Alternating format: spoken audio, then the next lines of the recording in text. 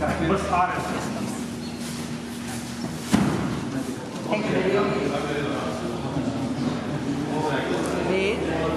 Sir इधर sir okay thank you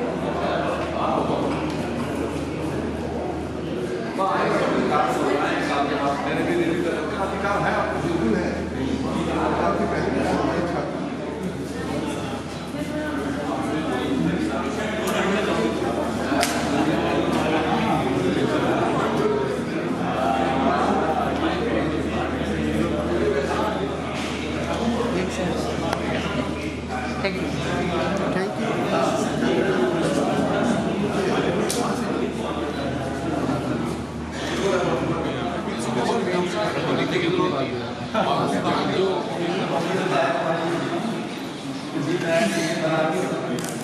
Sir, इधर. Thank you.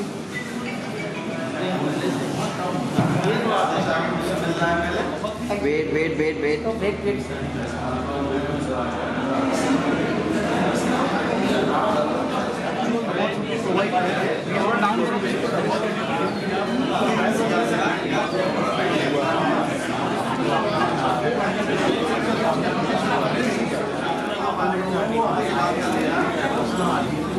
Right now.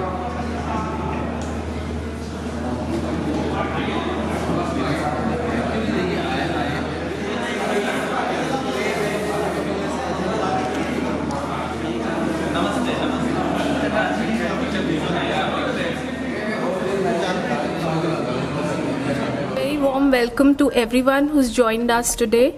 We are assembled this evening for the release of our publication, The Lost Hero of Banaras, Babu Jagat Singh, by Mr. H.A. Qureshi and Dr. Shreya Pathak. On behalf of Primus Books and our holding company Ratna Sagar, I'd like to thank you all for participating in this event. On this occasion, we'd like to welcome Professor Salil Mishra, Professor R.P. Bahuguna, Professor Mayank Kumar and Dr. Dhruv Kumar Singh. Before we begin with the event, I'd like to invite Dr. Prasun Chatterjee to address the audience.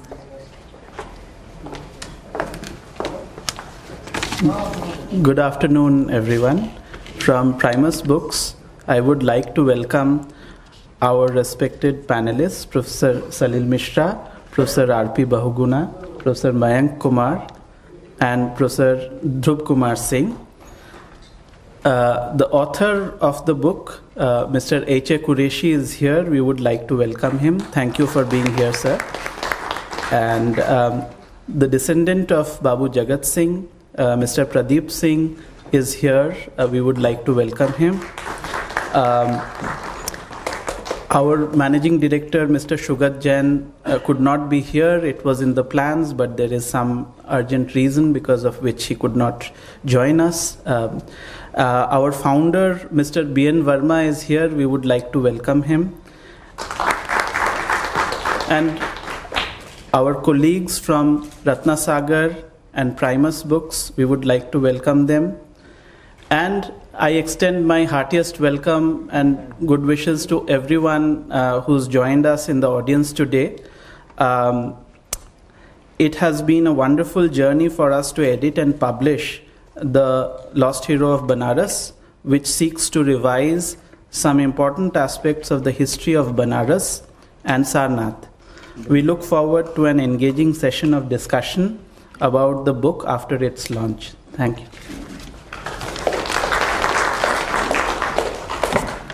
The Lost Hero of Banaras examines the life and legacy of Babu Jagat Singh, a scion of the royal family of Banaras and a significant figure in Indian history of the late 18th and early 19th centuries. The book focuses on an anti-British struggle that took place in Banaras in 1799, led by Babu Jagat Singh.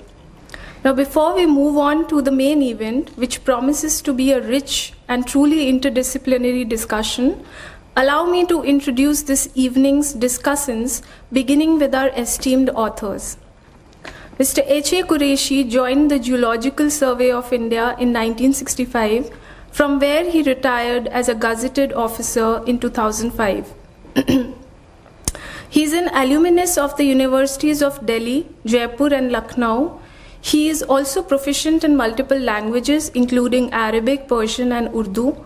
Apart from numerous research papers on Indian history and culture, he has authored several books which include Iqbal, The Flickers of an Independent Nawabi, Wazir Ali Khan of Awadh, in 2 volumes, The Mughals, the English and the Rulers of Awadh, a kaleidoscopic study, and a book on the revolt of 1857.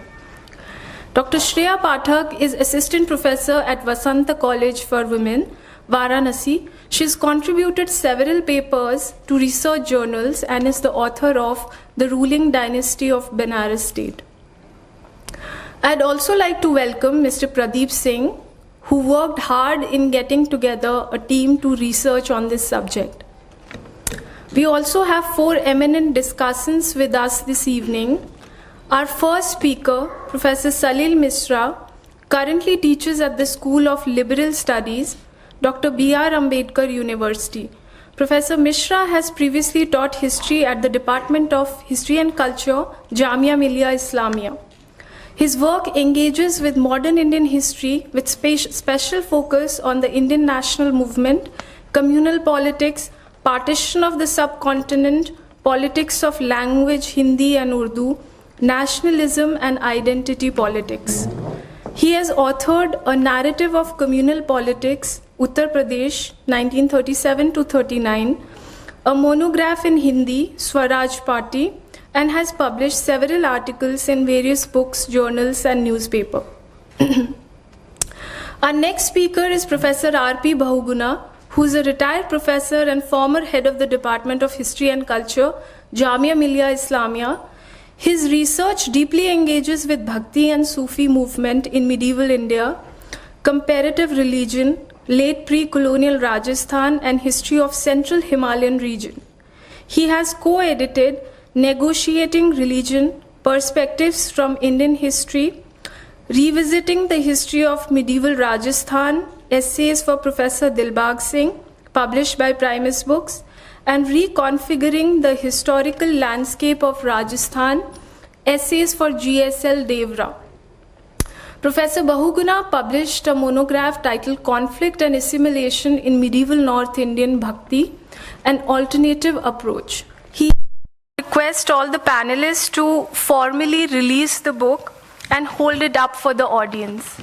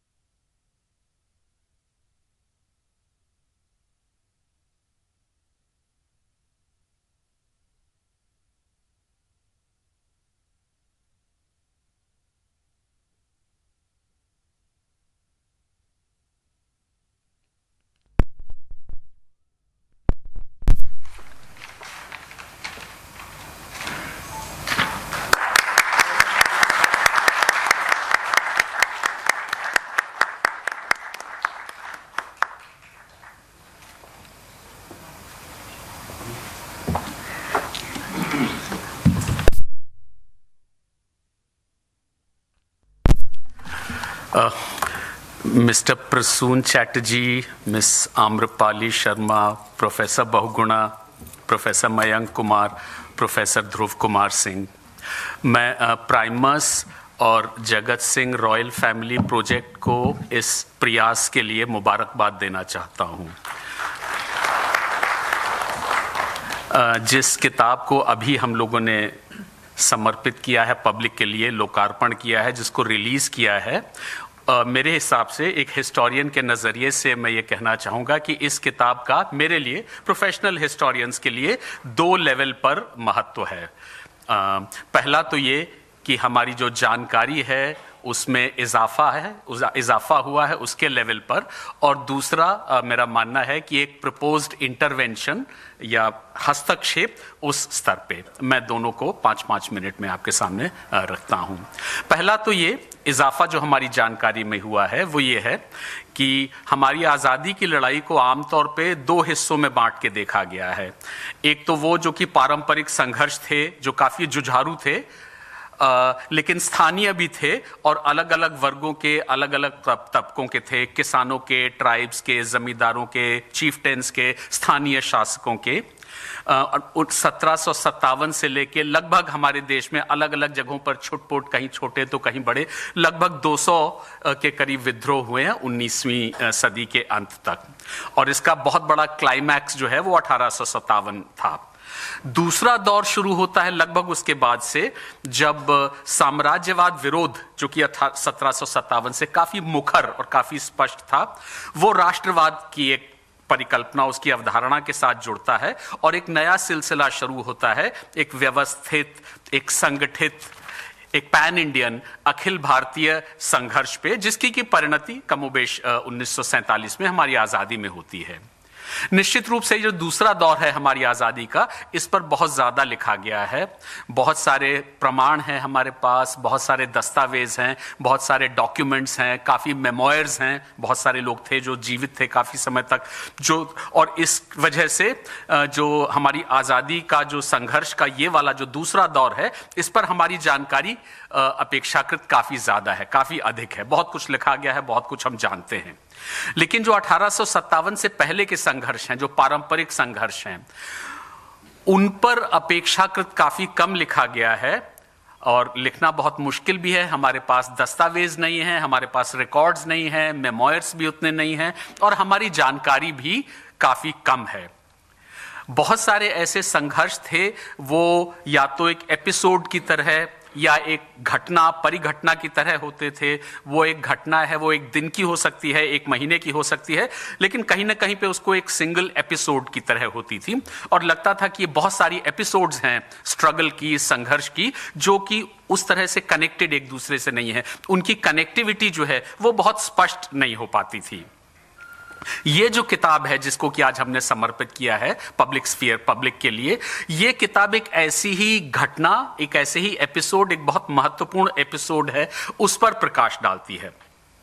1799 में बनारस में एक संघर्ष हुआ जिसमें बाबू जगत सिंह, जो कि वहां के जमींदार थे, और वजीर अली, जो अवध के राजा थे, जिनको कि वहां पर अपदस्थ कर दिया गया था, वहां से वो बनारस में आ गए थे।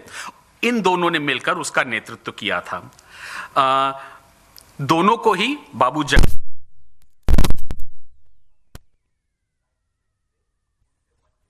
था पावर को लेके, सक्सेशन को लेके, और दोनों ही लोग अपने अपने अधिकारों के लिए लड़ रहे थे। लेकिन उस लड़ाई में जो साम्राज्यवाद विरोध है वो बहुत मुखर था, वो बहुत स्पष्ट था। साम्राज्यवाद विरोध और उसके लिए संघर्ष, और उस संघर्ष के लिए कोई भी कुर्बानी देने का जज्बा, यह बहुत क्लियर था। तो इस पहले दौर के जो संघर्ष हैं, जिनमें से एक बड़े संघर्ष की कहानी ये किताब कहती है, और जो दूसरा राउंड स्ट्रगल्स का शुरू होता है 1880-85 के बाद में, उन दोनों में एक कनेक्टिविटी थी, उन दोनों में एक जुड़ाव था। अक्सर वो हमारे इतिहास लेखन में बहुत स्पष्ट रूप से आ नहीं पाता है, लेकिन निश्चित रूप से एक कनेक्टिविटी थी।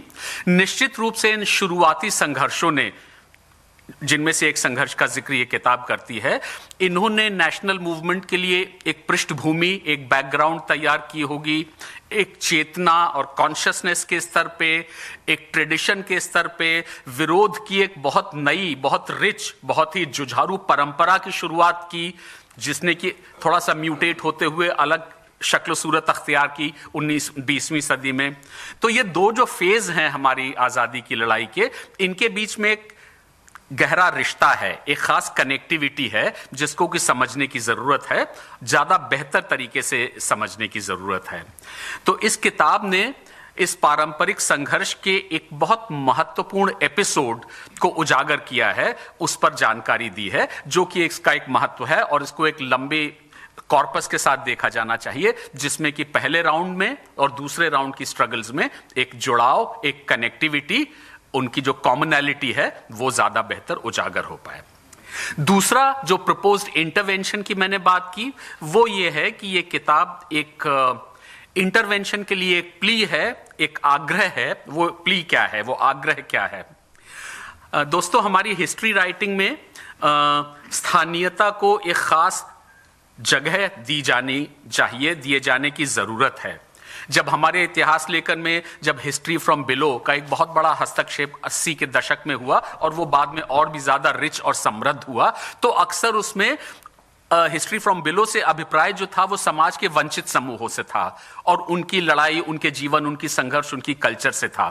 लेकिन सरोकारों के इस दायरे में स्थानीय हिस्ट्री को भी लाना है, स्थानीय इलीट, अभिजात वर्ग को भी शामिल किए जाने की जरूरत है। सिर्फ वही नहीं जो कि वंचित समूह थे, लेकिन सिर्फ वो भी जो कि स्थानीय स्तर पर वो वहां के जो इलीट थे, जो जमींदार थे, जो राजा रजवाड़े थे, वो भी किस तरह की राजनीति कर रहे थे, किस तरह का संघर्ष कर रहे थे, किस तरह से लोगों का लामबंदीकरण कर रहे थे। दूसरी बात यह कि जो 1799 का विद्रोह है जिस पर की यह किताब है, 1799 में बनारस की जो लड़ाई हुई उसमें अक्सर वजीर अली की भूमिका का महत्व तो काफी देखा गया है और जो कि ठीक भी है, काफी उनका बहुत बड़ा रोल था, उन्होंने लीडरशिप उसको दी थी। लेकिन उसके साथ साथ बाबू जगत सिंह की भूमिका कुछ नजरअंदाज हो गई है, वो उतने स्पष्ट रूप से वो आगे सामने निकल के हमारे नहीं आती है।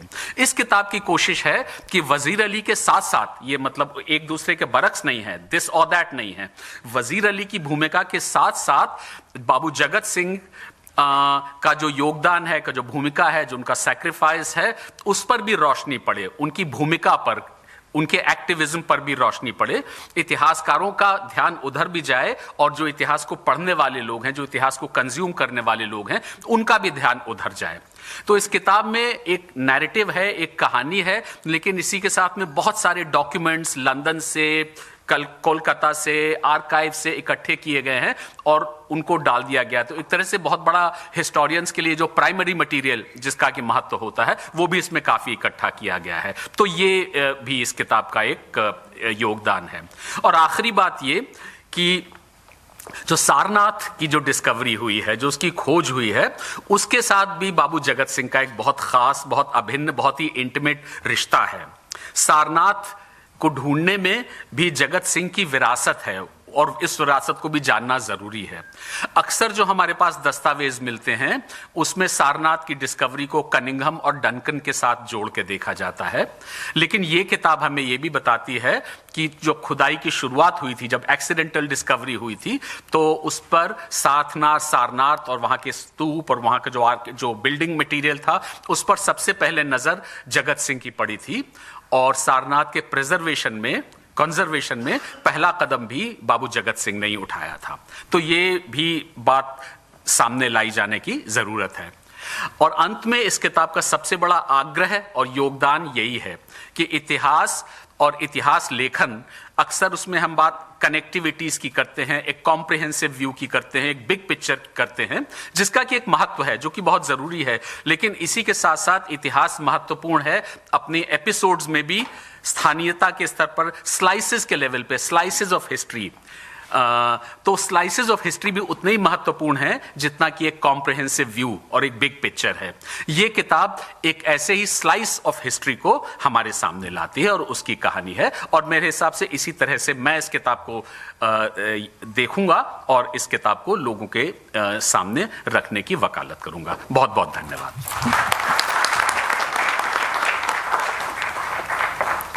Thank you very much, Professor Mishra, for your insightful observation, which have shed much light on the book. I'd now like to request Professor R.P. Bahuguna to say a few words.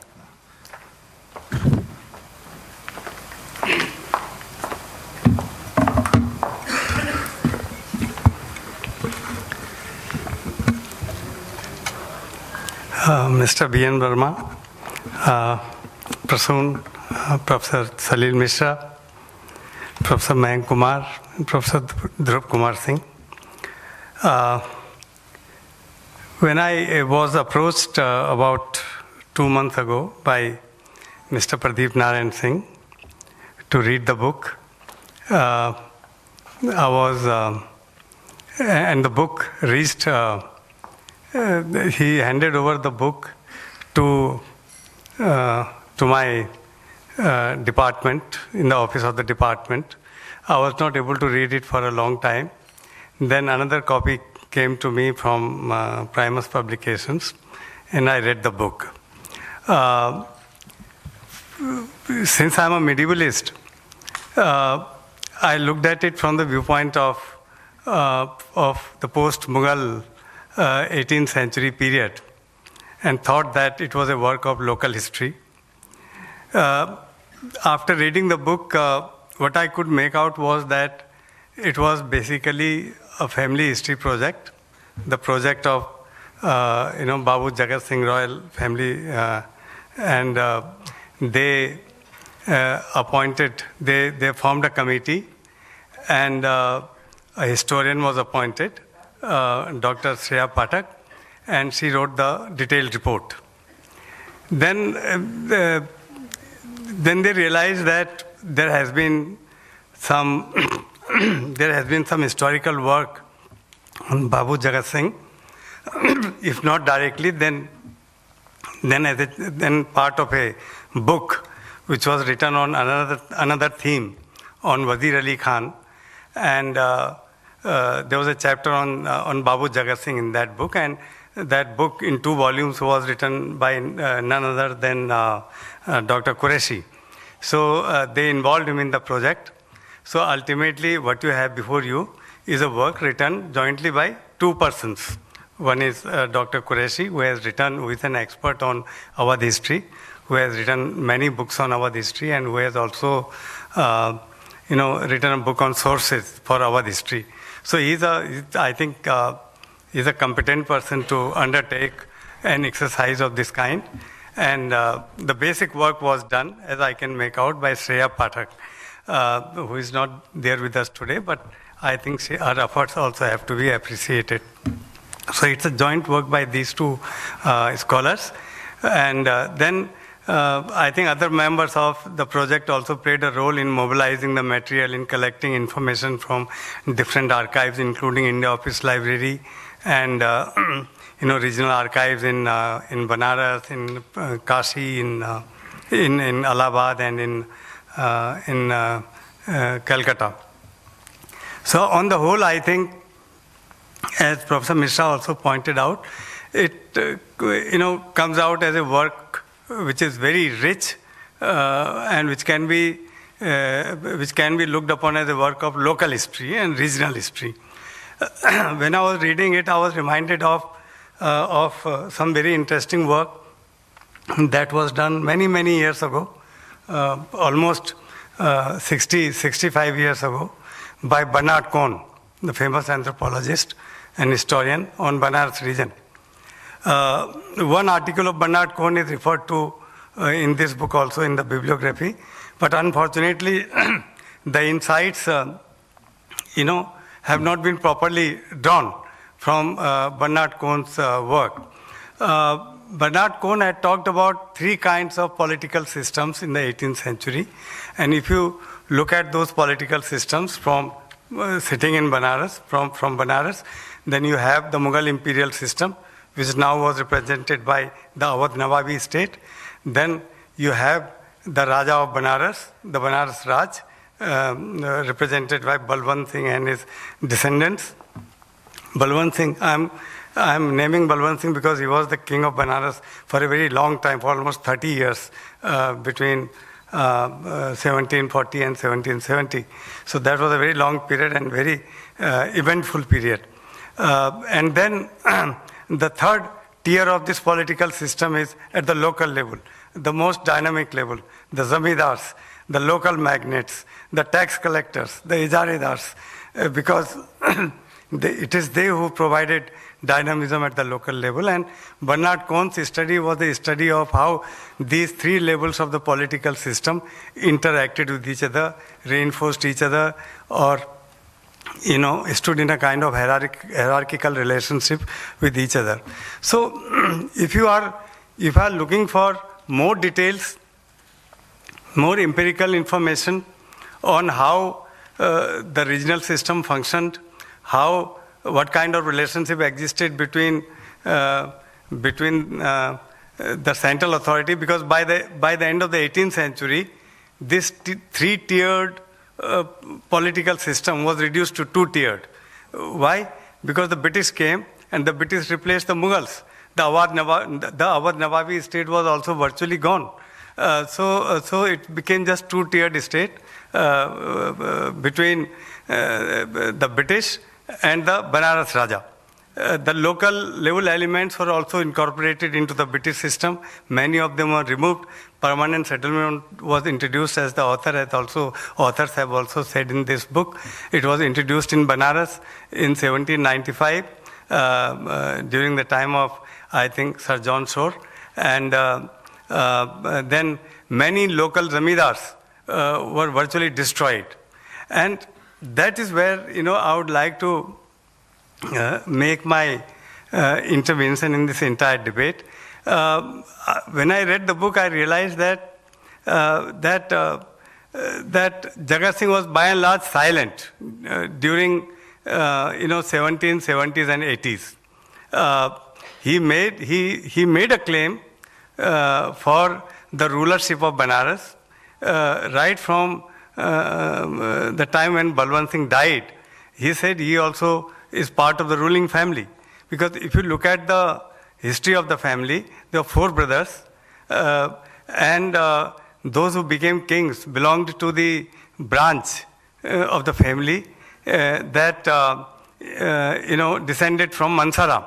But then there were other brothers, and I think, and if you look at the chapter which deals with Babu Jagat Singh's upbringing, then his ancestor, his grandfather, was one of the brothers of Mansaram, who was the founder of the Banaras Raj. So, what is interesting is that, as the book very clearly points out, that in 1781, after Chaitya Singh is sent into exile or he leaves Banaras, the British hand over the kingship to a member who belonged to the matrilineal side of the family, who was the son of Balwant Singh's sister.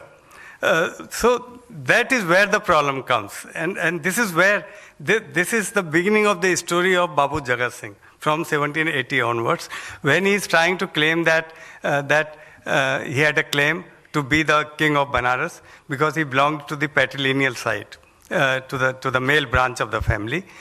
But what is interesting to me, and the authors have not made this point, but I would like to see how they would like to respond to this, that it is only from 1795, after permanent settlement is introduced, and company assumes and company takes the administration of Banaras in its own hands after 1795.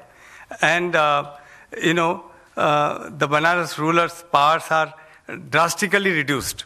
The company becomes the ruler of Banaras. Only some family domains are left for the Banaras Raja.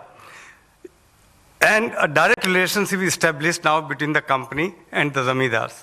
And many zamindars are removed, amils are removed, they are in danger of losing their traditional rights. This is where Jagat Singh comes into picture. It is here now he starts, writing to Duncan, getting in touch with him, writing to the Governor General, to the Board of Directors. And those letters one letter has been cited in great detail in this book. It has been reproduced in the appendix also. It's a very interesting letter. Unfortunately, it has not been used in the way it should have been, because it reveals the mindset of an 18th century zamindar. Very, very rich in terms of information, what he thought about property rights, what he thought about religion, how he, what were his ideas about Shariat, about Dharmashastras, his own theory of kingship, who deserved to be the king and who did not deserve to be the king. So it's this detailed letter, which he might have written in Hindi, because I could only read the English translation. आपके पास शायद हिंदी में होगा हो, तो वो बहुत interesting है, क्योंकि उसमें पता चलता है कि how his whole how the mental world of an insecure person, a zamidar belonging to the ruling class, operated. This letter would give a lot of information on this aspect. So this is, I think, one area where when you are revising the book, when the authors are revising the book, they can see how this material, which they have used for writing the history of relations between the British and the local Banaras chieftains, can be used for writing on many other aspects. So that is one thing. Secondly, I thought that I think Muzaffar Alam's work on the 18th century, though it is not on the later part, it is on the early part, could have been used, because on Banaras itself, there is very little information in the book, because Banaras was a prosperous city in the late 18th century, very prosperous. It was basic. I mean, you have cited Bailey in the beginning, but if you read Bailey's work carefully, you would know that there were a large number of merchants, rich merchants, prosperous merchants who played important political role, who were very close to the rulers. And in fact, it appears to me that even Babu Jagat Singh was in contact with the merchants, because this uprising which he planned with Wazir Ali, clearly, the documents clearly show that he wanted money from the merchants to mobilize an army for the purpose of rebellion. So it appears to me that the prosperity of Banaras, the political culture that prevailed in late 18th century Banaras, the political system as it functioned, the transition that was occurring in the 1780s and 90s are all there. But I think there's a need to further work on it and bring it in tune with the existing historiography. And there again, I feel that there could have been a chapter on historiography, particularly historiography of rebellions in the pre-1857 period, and place Babu Jagat Singh's role in a historiographical context. That one chapter can be added on that. So these are some of the history ideas that have occurred to me, and that is all that I wanted to say just now. Maybe there will be other points that will be made during the course of the discussion. Thank you. Thank you, Professor Bahuguna, for enriching the ongoing discussion with your scholarly insights. Thank you very much, sir. I'd now like to request Dr. Mayank Kumar to talk about the book. बहुत बहुत शुक्रिया Pradeep ji, Verma ji, Prasoon, thanks for the invitation. जैसा भी बहुगुणा साहब बोल रहे थे कि मैं भी मेडिवलिस्ट हूँ, तो ये एक सवाल मेरे सामने उठ रहा था कि इस पे मैं कितना बोल सकता हूँ, लेकिन कुछ वजह थी इसके ऊपर मैंने इनके इनविटेशन को स्वीकार किया. लेकिन अपनी बात शुरू करूँ उसके पहले कुरैशी जी और श्रेया पाठक जी को बहुत बहुत बधाई देना चाहता हूँ. एक बहुत अच्छी किताब लेकर के आए हैं और ये किताब कई और सवालों को जन्म भी देती है. उस पर मैं बात करना चाह रहा था. सलील भाई बहुगुणा जी ने आपको कंटेंट के बारे में जानकारी दी, किताब किस पे बात कर रही है, क्या लार्जर कॉन्टेक्स्ट है, कहाँ पे ये किताब प्लेस की जा सकती है. लेकिन मैं एक और नज़रिए से उसको देखने की कोशिश कर रहा था, तो वो मैं आपसे शेयर करना चाह रहा था. अक्सर हम हिस्टोरियन से सवाल पूछा जाता है कि हिस्ट्री लिखी क्यों जा रही है, क्यों लिखी जाती है हिस्ट्री. अगर हम इस सवाल को देखते हुए इस किताब पर नज़र डालें, तब सवाल ये आता है ये किताब क्यों लिखी गई है. ये किताब खाली प्रोफेशनल हिस्टोरियंस के लिए नहीं लिखी गई है. वो क्या मकसद रहे होंगे इस किताब के पीछे, इसकी वजह से इस किताब को कंसीव किया गया, और it's a kind of commission history. क्यों लिखी गई है, आज के ज़माने में इस किताब का क्या रोल हो सकता है. मैं किताब को इतिहास के रूप में देख रहा हूँ कि इतिहास का क्या रोल है आज के समाज में, कैसे हम इसको रिसीव करेंगे, कैसे हम इससे इंगेज करेंगे. जब हम बोल रहे हैं तो हम प्रोफेशनल हिस्टोरियंस की भी बात कर रहे हैं, हम आम आदमी की बात कर रहे हैं. तो क्या उद्देश्य रहा होगा इस किताब को लिखने के पीछे, ये सवाल सोचने के लायक है. क्योंकि एक मकसद रहा है इस किताब को लिखने के पीछे। हम लोग ने किताब लिखी है तो एक मकसद रहा है कि क्यों लिखी जा रही है। उससे जो दूसरा सवाल आता है, इस पर बहुगुणा जी ने अभी बाद में हिंट किया कि इसको लार्जर हिस्टोग्राफी में प्लेस करना चाहिए, वो बात है, उस पर मैं बाद में आऊंगा। लेकिन अभी जो सवाल मेरे सामने था कि ये किताब ऐसे बहुत से सवालों का जवाब दे रही है कि क्यों लिखी गई है। जगत सिंह पे जो इल्जाम लगाए गए उसको ठीक करने के लिए, सारनाथ के एक्सकेवेशन में या सारनाथ की डिस्कवरी में उनका जो रोल है उसके बारे में सबको मालूम होना चाहिए, या इतिहास में जो गलत तरीके से बातचीत हुई है उसको सुधारने की कोशिश की जा रही है। एक नजरिया ये हो सकता है, प्रीफेस में लिखा भी गया है, लेकिन एज ए हिस्टोरियन क्या जो प्रीफेस में लिखा गया है हम उसी को फाइनल मान लेंगे, या हम उससे इंगेज करने की कोशिश करेंगे, या हम उसमें और सवाल ढूंढने की कोशिश करेंगे। जब हम इन सवालों से जूझेंगे तब इस किताब का महत्व और हमारे सामने खुलने लगेगा और समझ में आने लगेगा कि इस किताब को हम कैसे पब्लिक में रिसीव करने जा रहे हैं, पब्लिक इसको कैसे रिसीव करेगी। आज के जमाने में 2024 में बनारस पे किताब लिखी जा रही है with the title the lost hero of Banaras. हम सब जानते हैं कि हिस्ट्री बहुत कंटेम्प्रेरी होती है, तो इस किताब के इस वक्त आने के और बहुत से आयाम हो सकते हैं। तो जो लार्जर हिस्टोग्राफी बाद में भी डेवलप करेगी इस किताब को रिसीव करने के लिए, वो इसको कैसे इंगेज करती है, ये वो सवाल हैं जो हमको एक और सवाल पे ले जाते हैं। अगर हम इसको कमीशन हिस्ट्री मान रहे हैं तो इसका उद्देश्य खाली वही था जो इसके अंदर था, अगर था तो इसने पूरा किया है, या अगर कुछ और सवाल जो एज अ हिस्टोरियन हमें एड्रेस करने चाहिए थे उसमें कहां तक ये किताब खरी उतरती है। इन सवालों को एक और नजर से देखिए। इस किताब की भाषा क्या है? ये अंग्रेजी में लिखी गई है, ये हिंदी में नहीं लिखी गई है। मुझे मालूम है हिंदी में लाई जा रही है, कोशिश चल रही है हिंदी में, क्योंकि उसी वजह से मैं इस किताब से जुड़ा था। इसको जब हिंदी में लिखने की बातचीत हो रही थी तो हमारे यहाँ इग्नू में किसी को अप्रोच किया गया था, उन्होंने मुझसे बातचीत की कि मैं इसको हिंदी में लाने की बातचीत हो रही है।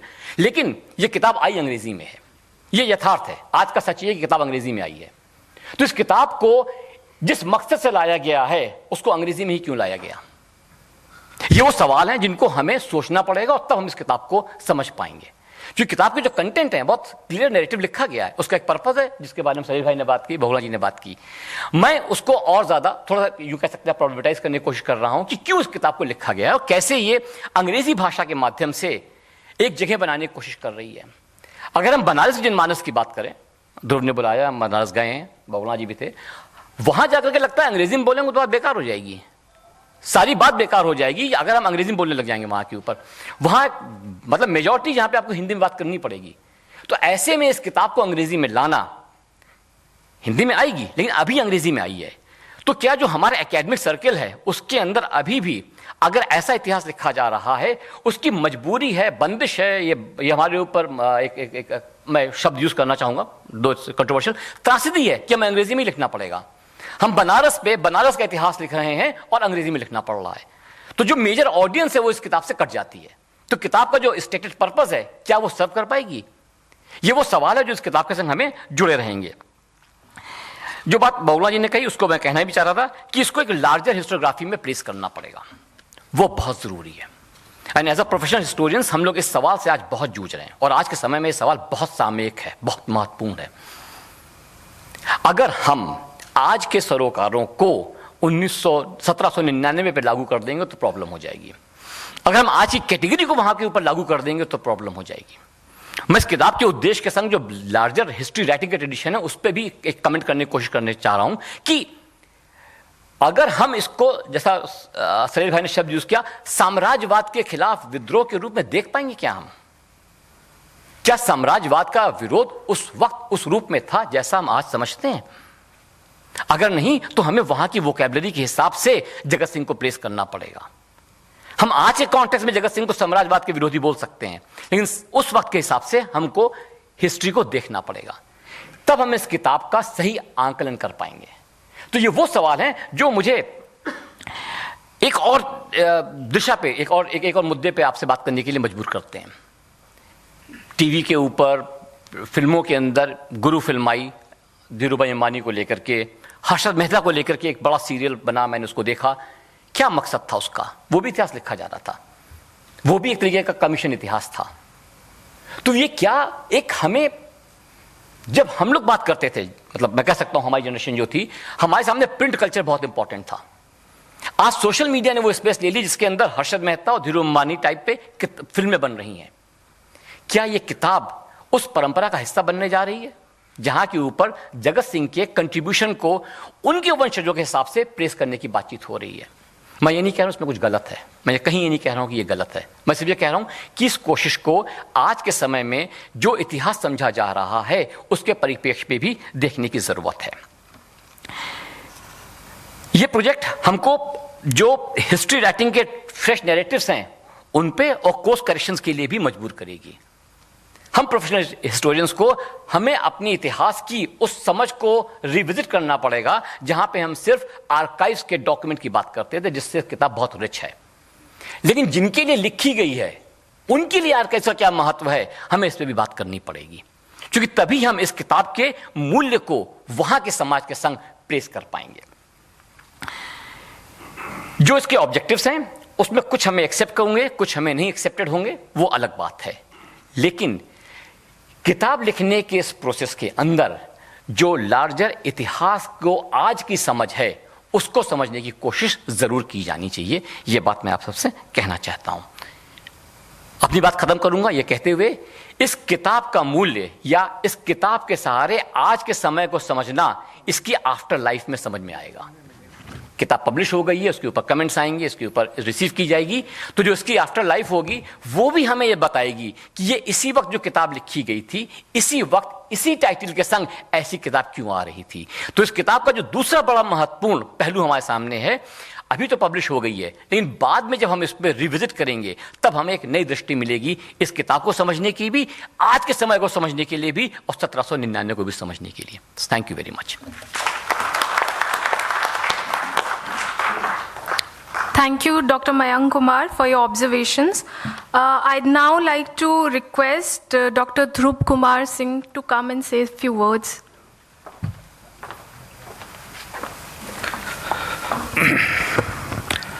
भाई, नाम स्मरण की बड़ी महिमा है, तो बार बार मैं प्रदीप जी का नाम लूं या कुरैशी साहब का लूं मतलब नहीं है। आप लोगों का भी नाम ले लेके तो मेरी उम्र बीती चली जा रही है, क्या कर सकते हैं। देखिए, दो चार मुख्तसर सी बात कहनी है मुझे, वो मैं कह लेता हूँ। ये लोग तारीख़ के उस्ताद हैं और मैं तारीख़ का तालिब इल्म हूँ, ये फ़र्क है। तो अब उस नज़रिए से, और वो भी दूर दराज बनारस में हूँ और किताब भी वहाँ के खोए हुए नायक पे है। भाई, लॉस्ट हीरो से इतनी परेशानी क्या है? इतिहास का तो प्राइमरी काम है कि जो खो गया उसको ढूंढना, ठीक है। किसी ने ढूंढा, मोटिवेशंस कुछ भी रहे हों,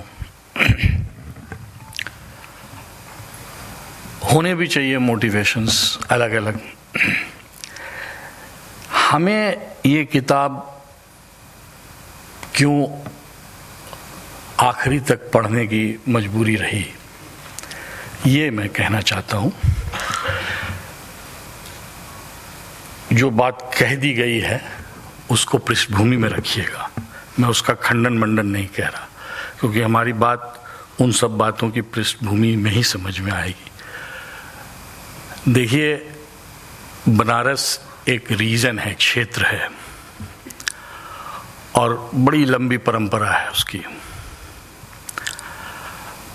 लेकिन जिस हिस्टोरियोग्राफी की बात ये लोग कह रहे हैं उसमें एक दुर्घटना हुई। बनारस को कैसे देखा जाता है? City of light, city of death, मोक्ष, और ऐसे कई खांचे हैं जिसके नुक्ते नज़र आप बनारस को देखते हैं।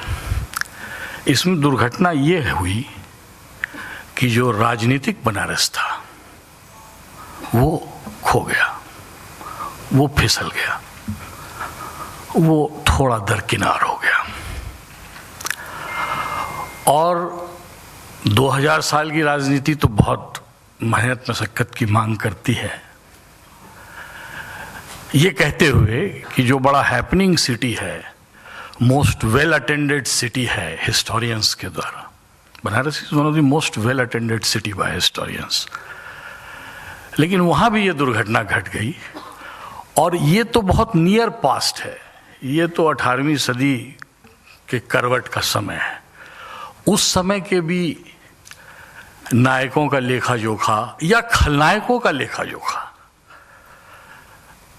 देखिए, इतिहास तो किरदारों से बनता है। वो किरदार नायक हो सकते हैं, खलनायक हो सकते हैं, वो नीचे तबके के हो सकते हैं, जमींदार हो सकते हैं। भाई जमींदार ही जमींदार होंगे तो क्या होंगे, और नीचे ही तबके के लोग होंगे तो क्या फिर क्या इतिहास लिखेंगे आप। थोड़ी इस बात को समझें कि जो बहुत डायनामिक स्पेस है उसकी डायनामिज्म इतिहास में प्रतिबिंबित होती है कि नहीं। तो मेरे ख्याल से राजनीतिक बनारस खोया हुआ बनारस है। और मुझे इस किताब में तमाम कमियों के बावजूद वो रक्त रंजित खोए हुई राजनीतिक इतिहास को वापस लाने की ललक, वो एक पारिवारिक दृष्टिकोण से हो, हमें कोई फर्क नहीं पड़ता, ये दिखाई देती है। वजीर अली साहब, भाई बनारस एक ऐसा शहर था जहाँ मराठे भी रोज आते जाते थे, नवाबी के लोग भी आते जाते थे। एक तो फ्यूजिटिव शहर ही था, दारासिगो का भी शहर है,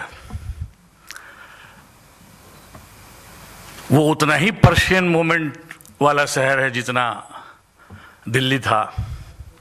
मैं तो अर्ज करता रहा कुरैशी साहब से कि ये बताइए कि आप कहते हैं बार बार कि जगत सिंह पर्शियन के अच्छे खासे विद्वान थे, तो और विजन वाले आदमी भी थे, वैलर भी था, तो कोई तो कसीदा लिखा गया होगा, किसी ने तो लिखा होगा। आपसे अर्ज किया था मैंने पिछले, पर्शियन लिटरेचर से कोई सोर्स नहीं है इसमें। वहां तो पर्शियन जानने वाले लोग भी थे, ठीक है।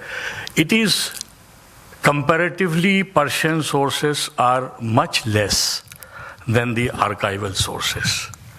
मैं कहना ये चाह रहा हूं हुजूर कि जो बनारस शहर में पर्शियन सोर्सेस के जरिए जो इंटरवेंशन हिस्टोरियंस को करना था वो हुआ नहीं, ठीक। दूसरी बात, जब किरदार ही खोए हुए हों तो हिस्टोरियोग्राफी की बात करना थोड़ा सा मुझे बेमानी इसलिए लगता है कि अगर दीवार मजबूत ना हो तो उस पर कितना मुलम्मा चढ़ाइएगा। किरदार जब नहीं है आपके पास, उस समय क्या घटा क्या नहीं घटा इसका भी लेखा जोखा नहीं है। भाई बेली साहब ने जगत सिंह को कहीं याद ही नहीं किया। आप सही कह रहे हैं कि Banaras was a hub of bankers, लोग पैसा लेते थे, देते थे, युद्ध करने वाले भी लेते थे, अंग्रेज भी लेते थे, जगत सिंह ने भी लिया, वजीर अली साहब ने भी लिया, लेकिन ये सब कहाँ गए दस्तावेज। तो ये किताब मुझे एक संदर्भ देती है कि शायद इन चीज़ों की खोज की जानी चाहिए। जो क्षेत्रीय इतिहास हैं वो नेग्लेक्टेड रहे हैं, और बनारस तो बड़ा इंपॉर्टेंट क्षेत्र है भाई, काशी क्षेत्र है। जब वही नेग्लेक्टेड है तो मैं मुंगेर से आता हूँ, मीर कासिम का शहर था, कहाँ गए उसके बच्चे। एक सुरंग है शहर के ये में जहाँ से मीर कासिम भागा था, वो सचमुच सुरंग है, वो उसकी दीवारें इतनी चौड़ी हैं कि उस पर ये लाइब्रेरी खड़ी हो सके, उस पर सर्किट हाउस है दीवार पे बनी हुई, उसमें सचमुच घोड़े लेके दौड़ाए जा सकते हैं। लेकिन मीर कासिम का कोई लेखा जोखा नहीं। कभी एक किताब किसी ने लिखी थी मीर कासिम पे, उसके बाद लोग भूल गए। Themes and reasons in history are not binaries, they are not antithetical to each other. Historians should rework their strategies to bring or to converge themes and regions together. ये हमारे हिस्टोरियोग्राफी की एक उसके कह लें उसके कलेबर की छटा इससे रह जाती है, चूक जाती है। ये इसको रिस्टोर करने की जरूरत है। ये किताब हमें उस तरफ ले जाती है। दूसरी बात की जो सारनाथ वाली बात है, वो चैप्टर पढ़ के तो मैं सारनाथ गया, मैंने थोड़ा घूम फिर किया, फिर से इन लोगों को वो बताया नहीं। अब हमें एक बात बताइए, वी क्लेम, भाई मैं तो वो BA क्लास वाला मास्टर हूँ, तो बताते हैं कि history is very scientific discipline. तो अगर फॉल्सिफाइबिलिटी का सिद्धांत लागू करते हैं, जब आपके पास फ्रेश एविडेंसेस आ रहे हैं कि something which is stated, if it is not wrong, it is to be suspected, अगर इतना दूर तक भी वो सोर्स ले जा रहे हैं, then the quest should be to understand it all over again, उसको फिर से समझा जाना चाहिए। तो इल्जाम वहां तो लिखा हुआ है जगत सिंह स्तूप प्लेग पे। अब मैं सोचने लगा, जब मैं सारनाथ गया तो 50 बौद्ध पिलग्रिम्स कोरिया से, जापान से, वहाँ आप जाएंगे तो आपको दिखाई देंगे। तो मैं ये सोचने लगा हुजूर की ये बेचारे तो बौद्ध के स्थापत्य उस समय के तो पिलग्रिम की तरह आए हैं देखने, तो ये भी तो गलत जानकारी लेके जा रहे हैं। इफ फॉल्सिफाई हो रही है कोई चीज़ एविडेंस के जरिए, तो लेट अस चेंज इट और let us bring that controversy with in the narrative. उसमें तो लाना चाहिए ना कि ये बात, इस पे ये भी बात है, ये भी बात है। अब वहां तो लिखा हुआ है कि भाई उन्होंने सब स्तूप का सत्यानाश कर दिया, उसका सीधा इंपोर्ट यही है। तो ये कहानी भी बताई जानी चाहिए। हमारी विरासत की गलत जानकारी दसों हजार तीर्थ बौद्ध यात्रियों को क्यों गलत जानकारी दी जाए, है ना? देखिए, rewriting, revisiting anything is not wrong. बात यह है कि उसके पीछे मंशा क्या है। तो अगर फैक्चुअली कोई बात को करेक्ट, इस पे तहकीकात और गहरी हो, मैं ये नहीं कह रहा कि जो लिखा गया किताब है उसको मान लिया गया, लेकिन किताब ये बताती है कि कुछ तो गड़बड़ है, तो जो गड़बड़ है उसको दुरुस्त किया जाए, पूरी तहकीकात के बाद किया जाए। हो सकता है उस तहकीकात से गुजरने में कई और चीजें सामने आए, है ना? तो ये किताब ये नए नए द्वार खोलती है।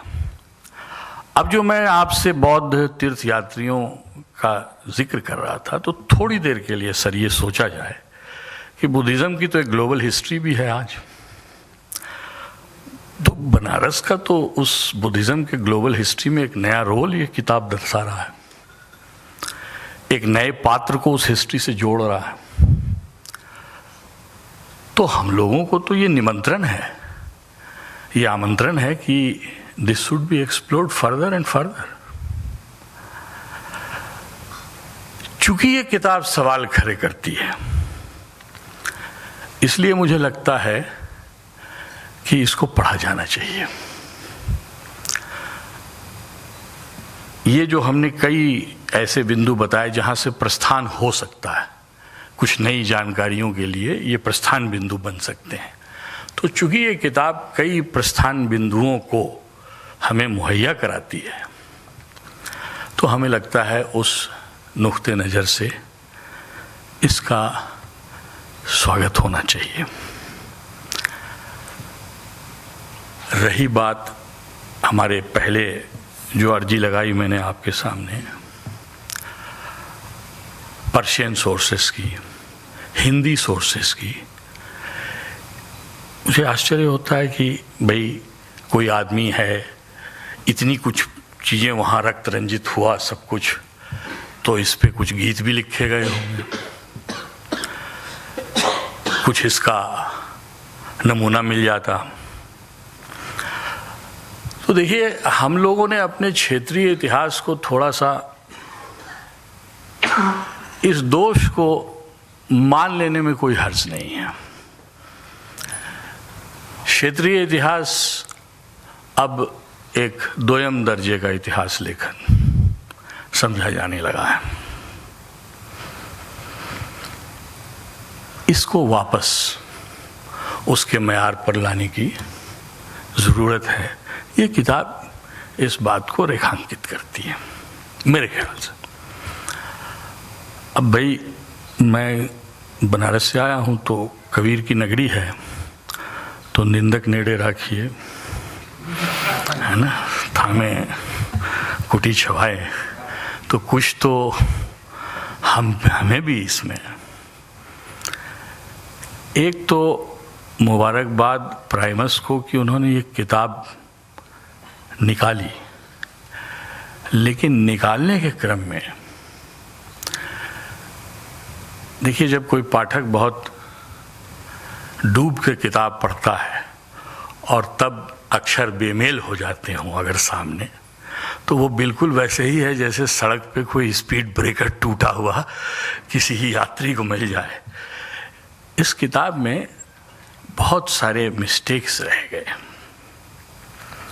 वो दोनों तरह के हैं, ग्रामेटिकल भी हैं और दूसरे तरह के भी हैं, टाइपिंग एरर भी हैं। ये कहने का ये मतलब नहीं है कि ये एरर कोई दोष है, ये है कि इसे सुधारे जाने की गुंजाइश इसके दूसरे संस्करण में बनाना चाहिए। रही बात इसके अंग्रेजी में होने की, तो क्षेत्रीय इतिहास को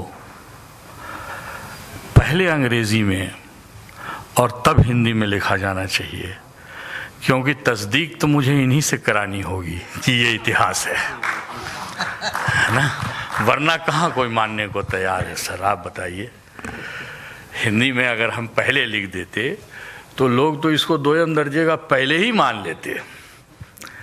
ये इसके किस किताब की कहानी नहीं है, ये कई किताबों की कहानी है। मैं तो कई बार ये सोचता हूँ कि अगर मुझे थोड़ा स्वास्थ्य रहे, साथ दे, तो बहुत सारी ऐसी किताब स्वतंत्रता आंदोलन के दौरान हिंदी में लिखी गई जिसको सिर्फ रीप्रिंट कर देना चाहिए कि कोई उसको पढ़ ले, जनसुलभ बना देना चाहिए। मैं आपको एक एग्जाम्पल देता हूँ। इस लाइब्रेरी से हमें बहुत मोहब्बत है, आप लोगों को भी है। हमारे यहाँ एक प्रोफेसर साहब होते थे बीएचयू में, मुकुट बिहारी लाल। तो प्रोफेसर साहब पॉलिटिकल साइंस पढ़ाते थे 1940-50 के दशक में, और उन्होंने मदन मोहन मालवीय जी की सबसे प्रचलित जो बायोग्राफी है, जो सबसे ज़्यादा यूज़ में होती है और सबसे ज़्यादा फैक्ट्स जिसमें मिलते हैं, वो उन्होंने ही लिखी है। कुछ दिन पहले मुझे बहुत हैरानी हुई कि इसी शख्स ने भारतीय स्वतंत्रता आंदोलन का 2 वॉल्यूम हिंदी में 500 600 पेज का लिखा था, जो मुझे ही इल्म नहीं था। मैं उसी यूनिवर्सिटी में पढ़ा रहा हूँ पिछले 18-19 साल से। फिर वहाँ मैंने कई लोगों से पूछा तो उनको भी कुछ पता नहीं था। अब मैं सोच रहा हूँ कि चिट्ठी लिखूँ, वो उस समय के उत्तर प्रदेश हिंदी अकादमी 50 में 60 में छपी थी, उनको पत्र लिखूँ कि भाई आप इसको दोबारा बस यूं ही छाप दीजिए, आप अपना कुछ मत कीजिए, कम से कम ये लोगों के सामने आ जाएगी। मैंने नेट वेट पे भी बहुत खोजा, वो मिली नहीं। तो ये क्यों मैं बयान कर रहा हूँ, क्योंकि ये हादसा हजारों ऐसे किताबों के साथ हो चुका है और वो गर्त में चली गई। एक जब किताब लिखी जाती है किसी नायक पे, किसी नायिका पे, किसी क्षेत्र पे, किसी जगह पे, किसी घटना पे, तो वो कई नए द्वार खोलती है। ये जो कुछ मैंने कहा वो इसी बिना पर कि मेरे लिए ये किताब कई खिड़की दरवाजे खोलती है और मुझे इसलिए शुक्रगुजार होना चाहिए। भाई ये बताइए कि ये कमीशन्ड हिस्ट्री है, परिवार वालों ने इसीलिए लिखवाया कि उनका नाम धाम हो, सही बात है। यही अगर कोई पीएचडी कर लेता हमारी यूनिवर्सिटी में इसी रिगर के साथ, ये जो दुर्घटना हो गई है ना, कि मैं तो, मेरी अभिलाषा है, इच्छा है कि इतने ही लेवल का रिसर्च 5 साल के लग के कोई 2 हम आप कर सकें। हम आप न कर सके, किसी ने और कर दिया, तो हम उसका शुक्रिया अदा करें। ये मैं इसको ऐसे भी देखता हूँ। ये तो बनारस में कई यूनिवर्सिटीज़ हैं, वहाँ पे ये किसी और थीम के बहाने, नॉट नेसेसरली मोटिवेशन सिमिलर्स हों, मोटिवेशंस अलग हो सकते हैं। बनारस के किसी रिबेलियन की जीनियोलॉजी को फिर से कोई रिविजिट कर ले, देखे कि कैसे रिबेलियंस कैसे कब कब कहाँ कहाँ हुए। इसी को, हर शहर की अगर रिबेलियन की जीनियोलॉजी को रिविजिट किया जाए तो हमें लगता है कि हमारे इतिहास के पन्ने कुछ और कहानी बयां करने लगेंगे। बहुत बहुत धन्यवाद।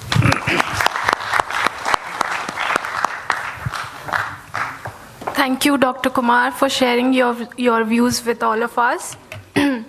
Once again, I'd like to thank all the speakers for sharing their views with all of us and for the enriching discussion that we've had this evening. The floor is now open for questions. So if anyone has any questions for Mr. H.A. Qureshi or for our speakers, please feel free to ask your questions.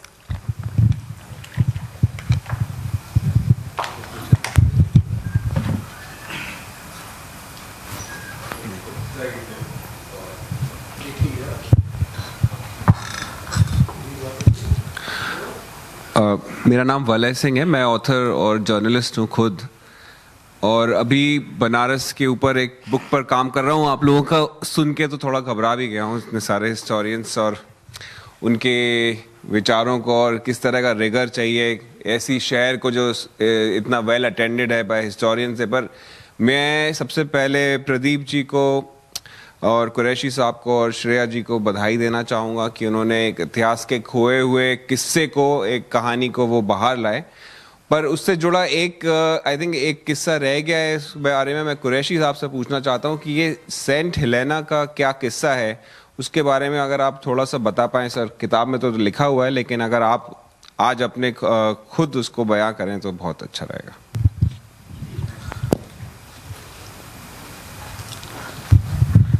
देखिए, अगर आप इसको तफसील से समझने की कोशिश करें या जो कुछ बोला गया उसे समझने की कोशिश करें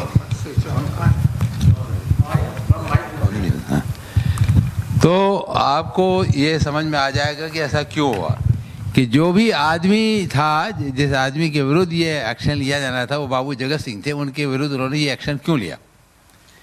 बात फिर वहीं जाएगी कि जो चीज़ उन्होंने की थी वो क्या था। वो ये था कि उस समय जो अंग्रेज़ों का शासन या धीरे धीरे बढ़ रहा था, पुरानी ताकतें ख़त्म हो रही थी, मुग़ल की ताकत जो थी उसको अंग्रेज़ों ने घुमा फिरा के किसी तरह अपने लिए हासिल कर लिया था।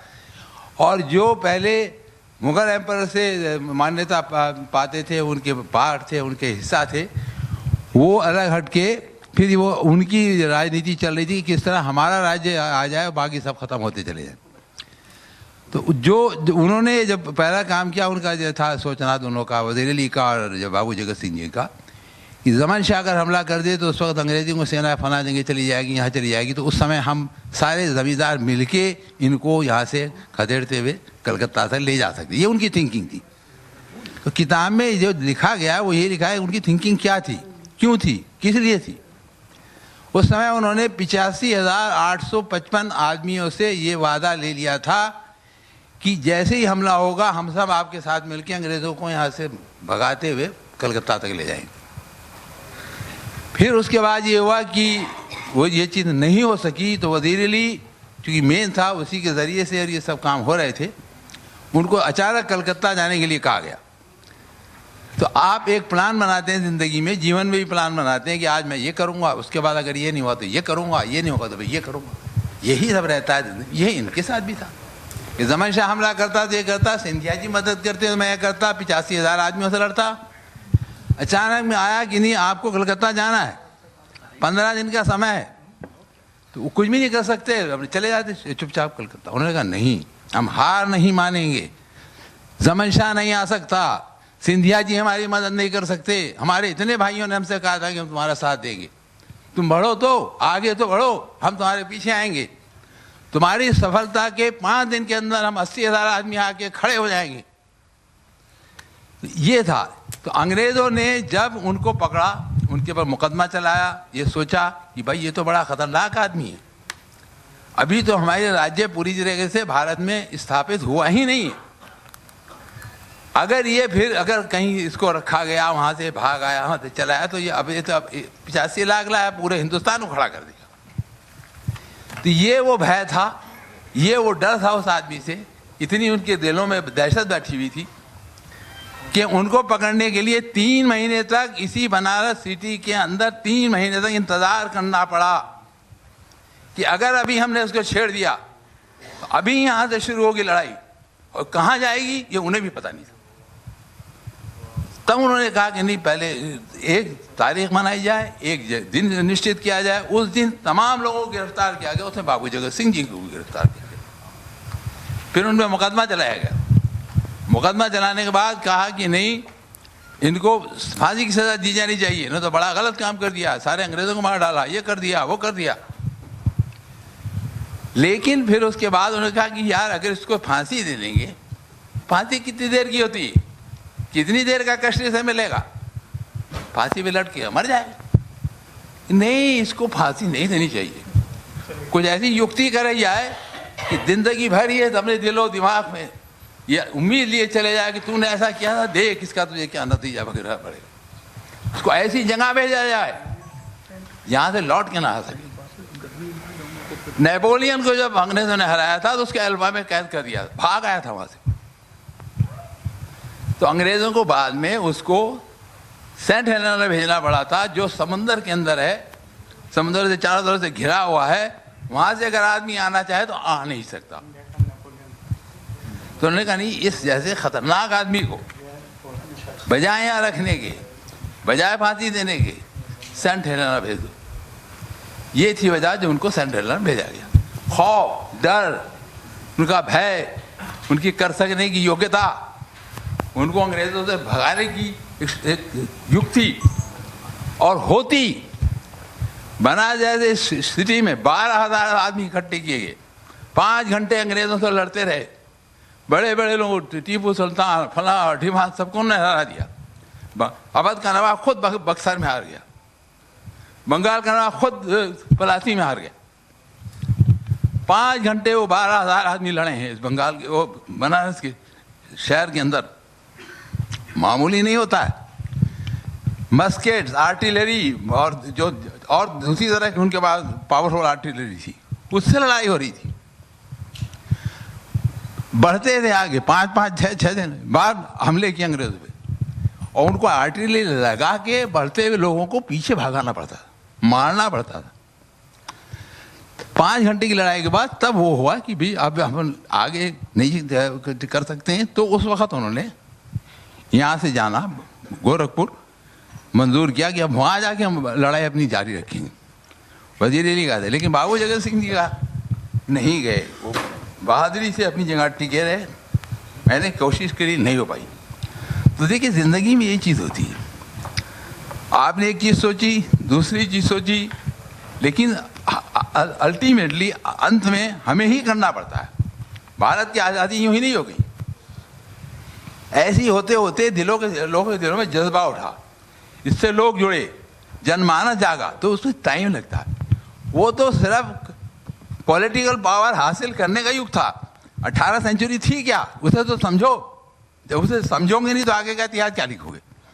आज का इतिहास सोचते हो, वहां से आ जाता हमारे पास।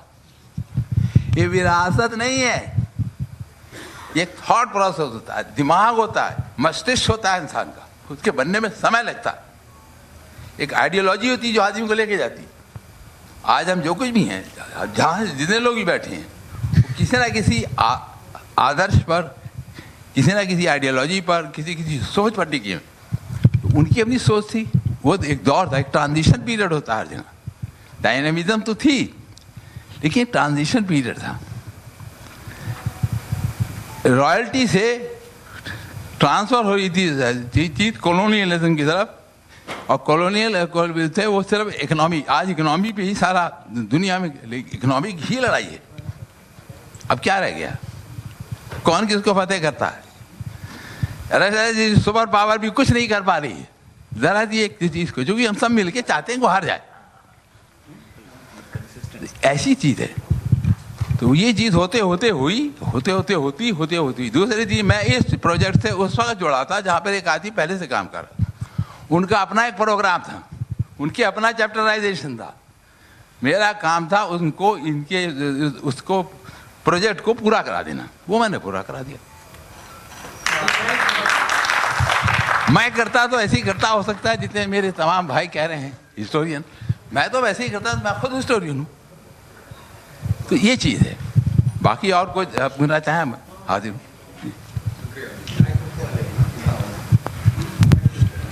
Thank you for answering that question, Mr. Qureshi. Do we have more questions? या वन क्वेश्चन, तो ऐसे कोई क्वेश्चन तो स्पेसिफिक नहीं है, मेरा थोड़ा सा जिज्ञासा भी है। सबसे पहले तो ये जो प्रयास हुआ इसके लिए सभी लोगों को बहुत बहुत बधाई। और एक पुस्तक के फॉर्म में आई, मैंने थोड़ी पुस्तक पढ़ी भी। अच्छी बात यह है कि इसमें काफ़ी रेफरेंस दिए हुए, हर एक बात का एक रेफरेंस है, तो जो साइंटिफिक एविडेंस होता है ये पूरा एविडेंस है। अच्छा, मेरी एक जिज्ञासा है कि अगर कोई मेडिवल हिस्ट्री पूरा थोड़ा अध्ययन करना चाहे तो कोई डिजिटल आर्काइव कहाँ अवेलेबल है इसके लिए? कोई आर्काइव है क्या, डिजिटल फॉर्म में हो जहाँ से कुछ मिल जाए? हाँ,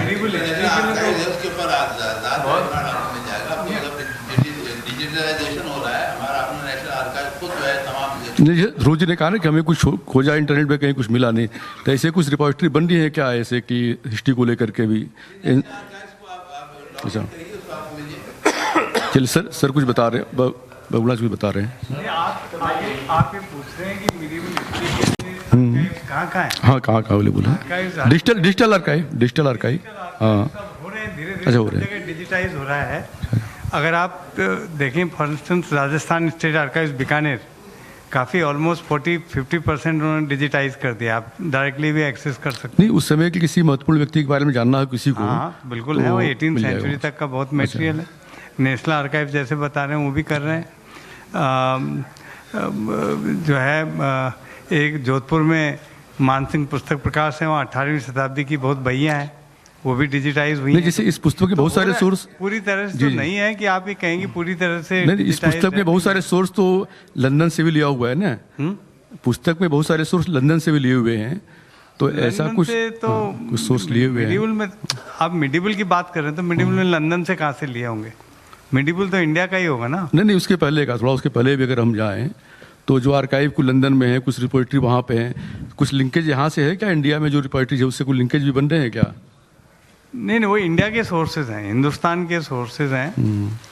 और अब जो है जगह जगह जो पहले भंडार थे जगह जगह, उन सबको डिजिटाइज किया जा रहा है और वो मिल भी रहे हैं आसानी से। कई जगह फीस दे करके, कई फ्री, कई जगह वो फ्री में मिल रहे हैं, कई जगह पैसे। थैंक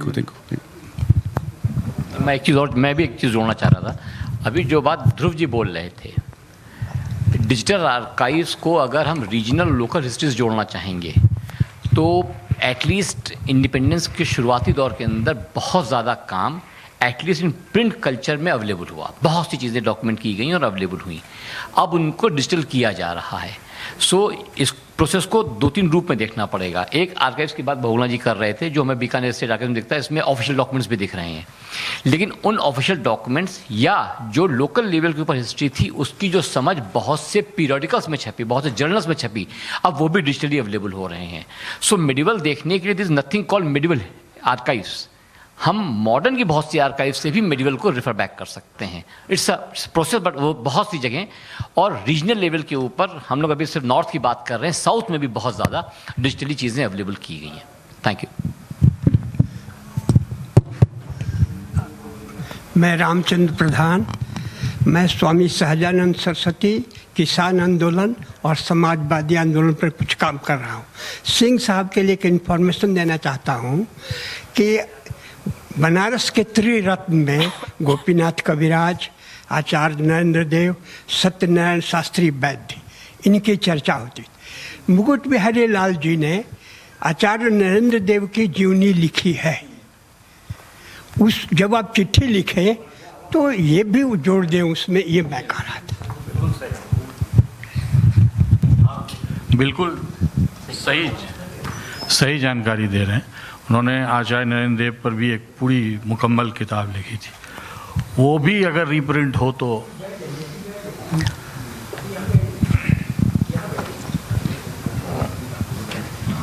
मुकुट बिहारी लाल जी खुद प्रजा सोशलिस्ट पार्टी के, आप सब जानते ही हैं, तो वो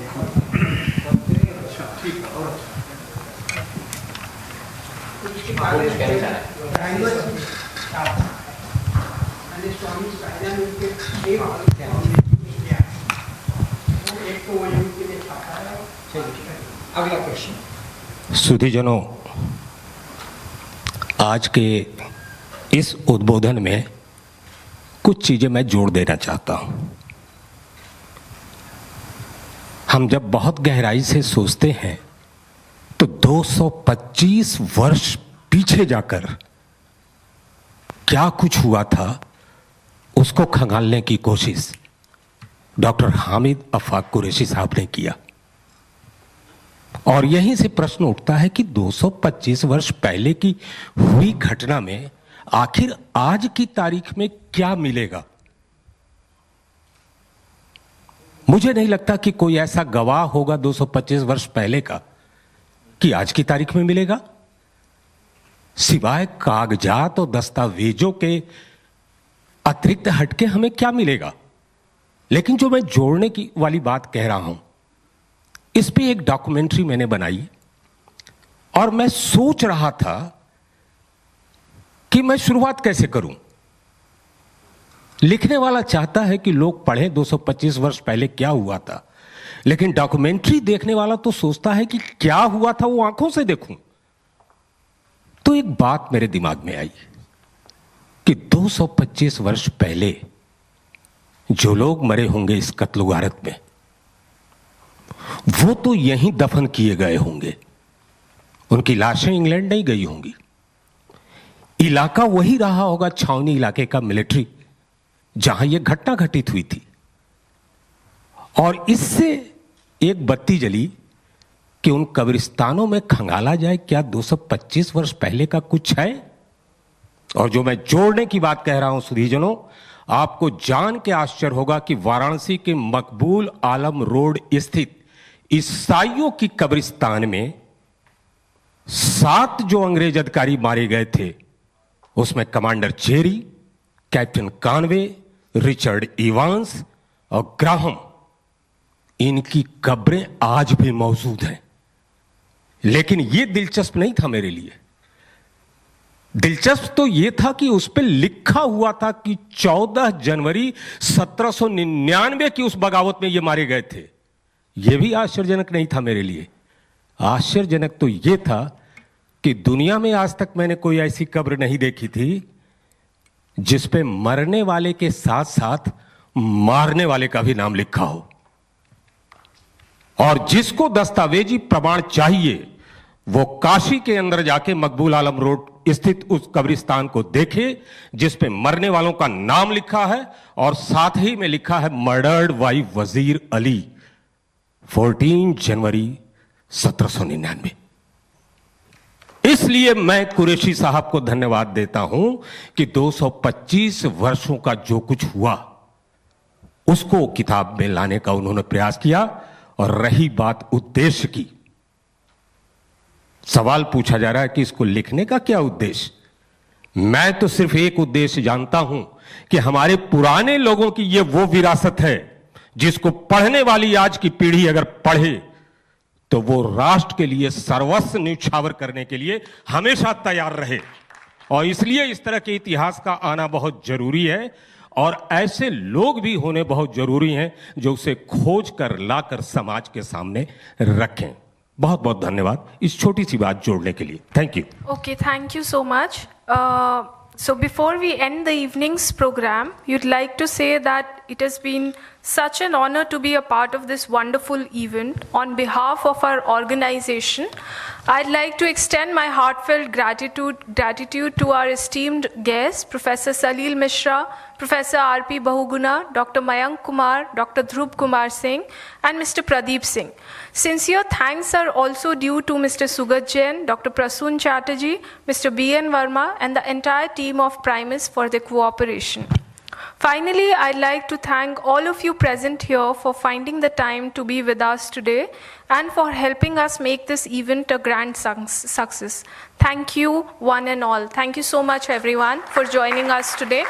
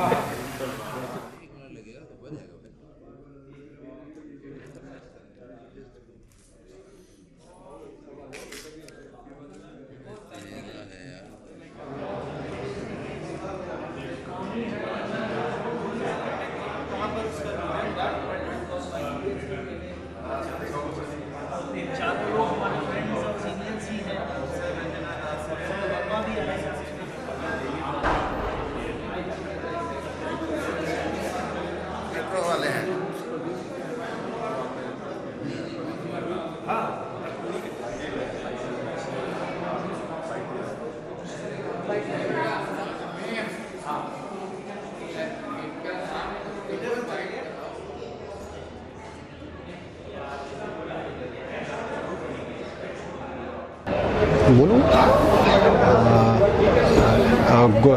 afternoon to all of you. My name is Rishabh and I am a research scholar in Delhi University History Department. और ये जो किताब आई है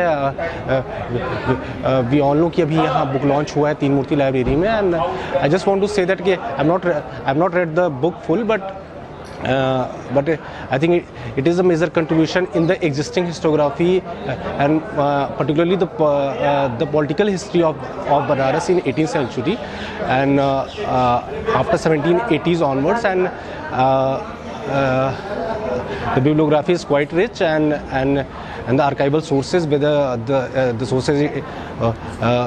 sources have been used by different archival institutions like India Office Library, Allahabad Archive, National Archive, and I will just say that I think we all know the existing historiography on the city of Banaras or for the political history of Banaras or for the cultural history or so for economic history is quite rich, and it has come a long way right from B.S. Cohen to C.A. Bailey to Seema ma'am and all those sorts of historians, and this book I think in coming decades it has posed important question, and in coming decades it will definitely open the door particularly for the political history of Banaras. अंग्रेजी में तो किताब आ चुकी है, अब हिंदी में 1 महीने में आ जाएगी। बनारस के जो नायक हैं विस्मृत नायक बाबू जगत सिंह, तो जनमानस को पता लगेगा कि क्या है, क्योंकि अंग्रेजी आंग्ल भाषा होने के नाते बहुत सारी चीज़ें लोगों को नहीं पता, जैसा हम चाहते थे कि ये आम लोगों तक पहुँचे, लेकिन 1 महीने में सारी चीज़ें सबके पास पहुँचेंगी और इतिहास बदला जाएगा, ऐसा हमारा विश्वास है। रश्मि जी, आपने हमारे आमंत्रण पर इस कार्यक्रम में भाग लिया। Yes sir. और विद्वानों को आपने सुना और यहाँ the last hero of Banaras Babu Jagat Singh किताब भी खरीदी। जी, मैं थोड़ा सा आपकी प्रतिक्रिया टिप्पणी जानना चाहता हूँ कि आपने कैसे इसको आत्मसात किया, कैसे ग्रहण किया, आप क्या कहना चाहेंगे आज? तो सर मैं ये कहना चाहूँगी कि यहाँ पे 4 डिस्कशन पैनल में जो प्रोफेसर्स थे उन लोगों ने अपने व्यूज़ दिए the lost hero of Banaras Babu Jagat Singh, जहाँ पे उन्होंने बताया कि किस तरह से क्या जो पॉइंट्स हैं वो लैकिंग भी हैं और क्या एडिशन हो रहा है। तो मुझे जो बात अच्छी लगी वो ध्रुव सर की काफ़ी अच्छी लगी। ध्रुव सर की जो उन्होंने ये बोला कि हम इसको ऐसे पाथ में दे सकते हैं कि जो पॉलिटिकल हिस्सा जो हट गया था बनारस का, हमें वो पहचानने का वापस से मौका मिल रहा है। तो मुझे वो पॉइंट काफ़ी अच्छा लगा जहाँ पे ये जाना जा सकता है और पढ़ा जा सकता है कि हम इस तरीके से जब आप इस किताब को पढ़ेंगी तो 2 बातें आपके सामने आएंगी, उस पर फिर चिंतन करिएगा, फिर आगे बताइएगा हमको। पहले ये बात कि सारनाथ में थोड़ी सी इनके बारे में निंदा की गई, तो आर्कियोलॉजिकल सर्वे ऑफ इंडिया ने बहुत अच्छा नहीं लिखा है, तो ये जो बदलना जरूरी है। दूसरा ये कि इस हीरो को बनारस ने भुला दिया, क्या कारण था कि इनका इतिहास दफन हो चुका, हम लोग फिर से निकाल रहे हैं डॉक्यूमेंट्स के आधार पर। तो मजे से इसको पढ़िएगा, आगे खूब बढ़िया टिप्पणी करिएगा। रश्मि जी। सर ये जो आप बता रहे हैं आर्कियोलॉजिकल सर्वे ऑफ इंडिया का, इसको अच्छे से मात दे सकता है नेशनल आर्काइव ऑफ इंडिया, जहाँ पे सारे डॉक्यूमेंट्स रखे हुए हैं और उसमें काफी अच्छे तरीके से बताया गया है कि जो पॉइंट्स लिखे गए हैं वो डॉक्यूमेंट के वे में, दस्तावेज के वे में इनको डिफेंड करने के लिए जब आप सारनाथ में जाएंगी धमेक स्तूप के पास जो है वो धमेक के नहीं धर्मराज का स्तूप के पास लिखा हुआ है कुछ चीजें, तो वो टैबलेट वो प्लैग बदलना पड़ेगा क्योंकि इतिहास ही गलत लिखा है। चलिए चर्चा होगी, धन्यवाद आपको। Thank you so much. धन्यवाद। Thank you. बारे में क्या कहना है आपको? सबसे पहले तो मैं अपना परिचय दे दूं, मैं डॉक्टर मेजर अरविंद कुमार सिंह, और यह जो टोटल पुस्तक है यह 2 पार्टों में बटी हुई है पुस्तक। इसका पहला भाग है जो ये बताता है कि बाबू जगत सिंह का 1799 में देश के अंदर जो काशी में पहली बगावत हुई अंग्रेजों के खिलाफ, उसमें क्या रोल था। और इसका दूसरा पार्ट खींच के ले जाता है सारनाथ में। सारनाथ बौद्धिस्टों का एक बहुत बड़ा इलाका है, वहां उत्खनन की जितनी सामग्रियां मिली हैं वो सब वहां के म्यूजियम में रखा हुआ है। और वहां अंदर जब आप जाएंगे पुरातत्व विभाग के उस पूरे स्थल पे, तो एक शिलापट्ट लगा हुआ है, जिस शिलापट्ट पे ये लिखा हुआ है कि इस स्थान की खुदाई कर्नल सी मैकेंजी और कनिंघम ने की थी।